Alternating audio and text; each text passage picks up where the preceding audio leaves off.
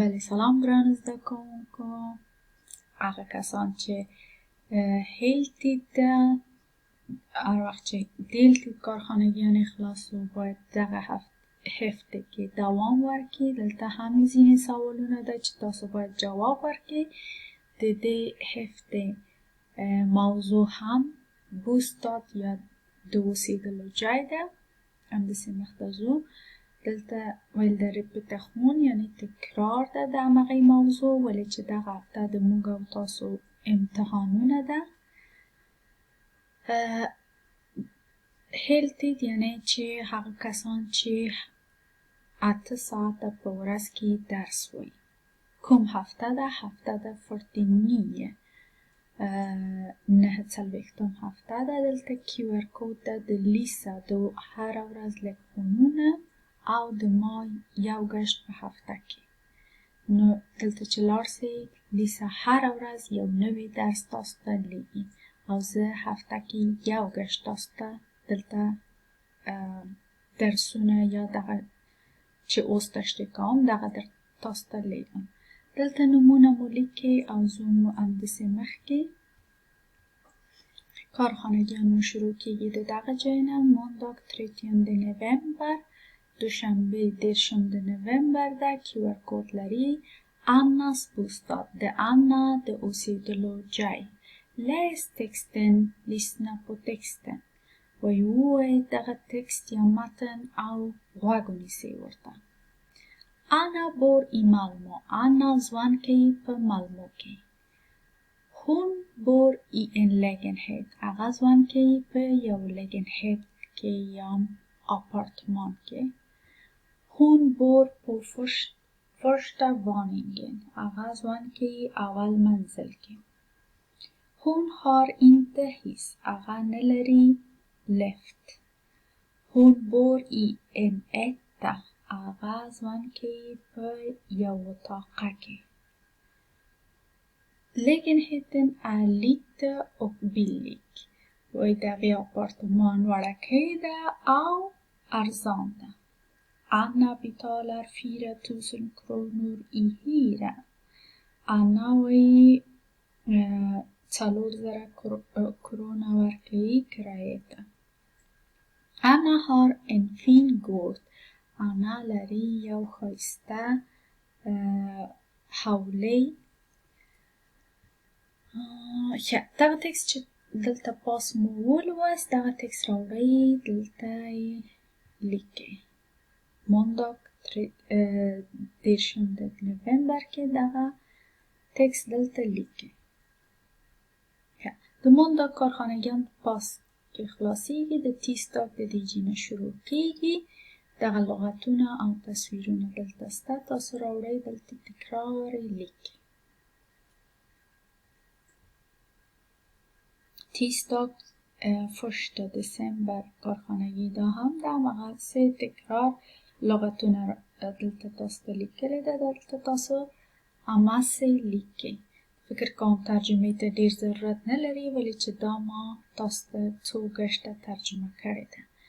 En etta، یو کور چې یو کوټې ولري. مثلا که تاسو نه پوښتنه کوي چې ته څو اتاقه کور کې ژوند کوې، داسې ښه راځي چې تاسو ووایئ مثلا jag bor i en etta، زه ژوند کوم په یو کوټې. En tvåa، په یو دوه کوټو کې.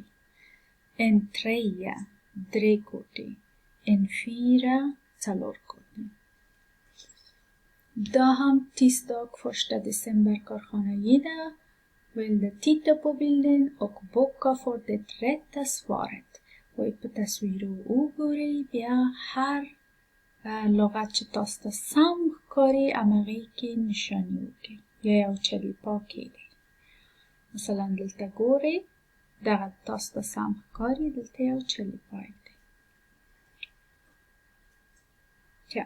دا هم اون د سه شنبه کارخانگیان خلاصیږي. اوس د چهارشنبه کارخانگیان د دې نه شروع کیږي. Onsdag 2 december چی شی ویل ده؟ ویل ده skriv یعنی ولیکئ دلته لغتونه وایي او دلته یې لیکي تکرار. یو گشتې وایي بیا کته لیکي. چی شي ده دا؟ دا ټولې ورب ده. ورب چی شي ده؟ فعل ده. لکه چې موږ تاسو وایو چې دغه سړی یا دغه کس بد فعل لري. بد فعل یعنی یو بد کار مقصده.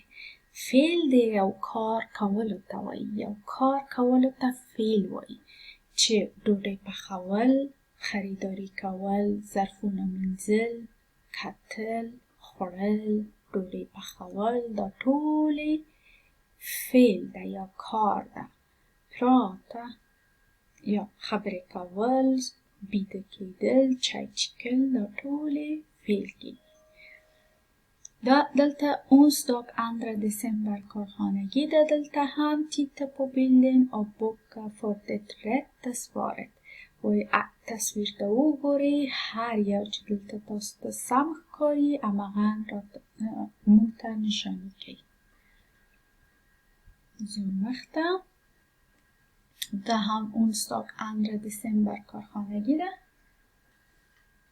لغتونه دلته تاسو ته لیکل سوی ده. تاسو دلته کته تمرین کوئ.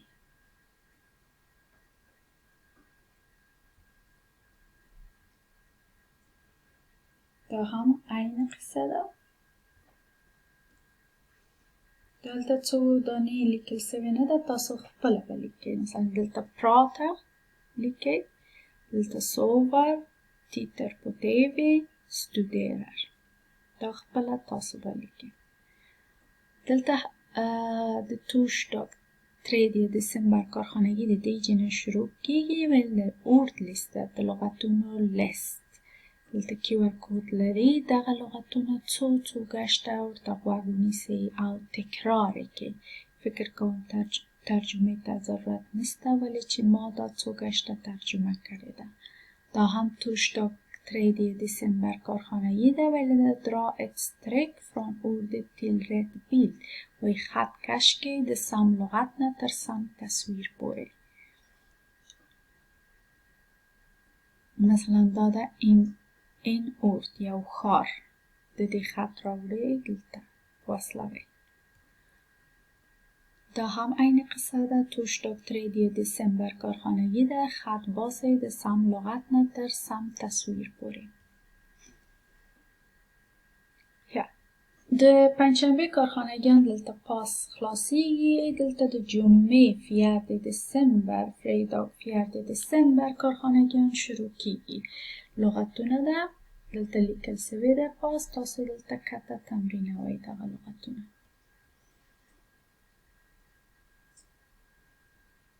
او دا هم د fredag 4 december کارخانگی ده ولی det dra streck från ordet till rätt bild و i خط کش کړئ د سم لغت نه تر سم تصویر پورې. خط کش کړئ. دلته دا هم جمعه 4 december کارخانگی ده. دلته QR کود لري. تاسو ته ویل ده خو یو گشت زه تاسو ته ترجمه کوم. دیالوگ چی شته وایي؟ دیالوگ چې دوه نفر یو بل سره خبرې کوي. Petras bostad. Det är Petras bostad där. Maria och Petra pratar.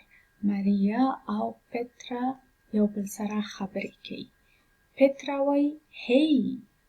Hur är det? وای سلام. څنګه یې؟ Maria په جواب وای tack bra. Hur är det själv? وای تشکر ښه. ته څنګه یې؟ Petra وایي bra. Jag flyttade förra veckan. وایي زه ښه یم. ما کوچکشي کړې ده مخکې هفته کې یا یو هفته مخکې. ماریا ورته وایي jaså var bor du nu? دا ورته وایي ښه ښه اوس چیرې ژوند کوې؟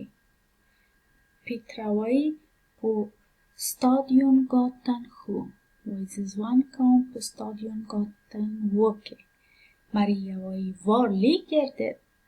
وای چیرته موقعیت لري دا؟ Petra وایي په بیلیوان گاردن ای مالمو. وای دا موقعیت لري په بیلیوان گاردن مالمو کې. Maria په جواب وای jaha, hur stor är lägenheten? وای ښه څومره غټوالی ده تا د آپارتمان یا کور. دا پیترا په جواب وای det är en trea på 78 kvadratmeter. وای دا ده یو درې اتاقه، یعنی د ما کور ده یو درې اتاقه او 78 kvadratmeter یا متر اندازه ده. Vi har 2 sovrum och موږ لرو 2 دانې د خوب کوټې، ett vardagsrum och ett kök او یو د ناست کوټه یا سالون او یو آشپزخانه. Är lägenheten fin? آیا هغه آپارتمان ښایسته ده؟ پیترا وایي ja, den är jättefin. و دا ډیر ښایسته ده. Och vi har en balkong också. او موږ لرو یو دانه برنده همچنان. ماریا وایي vilken våning bor ni på? په کوم منزل کې ژوند کوئ تاسو؟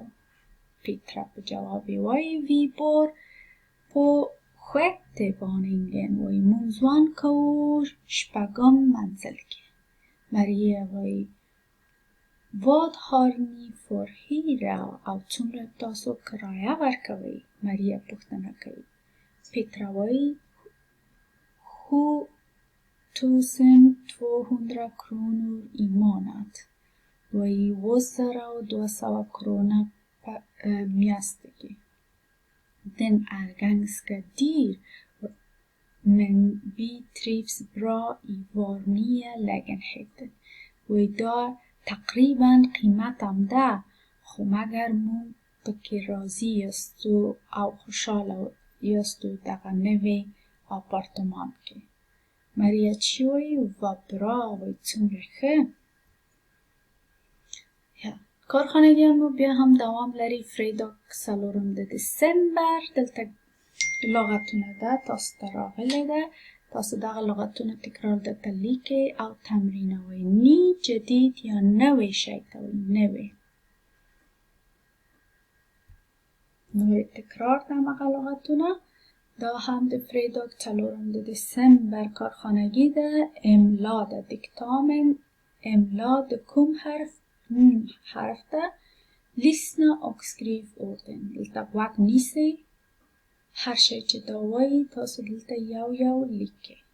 خدای وکړي چې پوه سوي یاست. کارخانگیان مو هم دومره وو که بیا هم تاسو ته سوال پیښیږي یا تاسو نسئ کولی سئ چې ما سره په تماس سئ او پوښتنه وکړئ.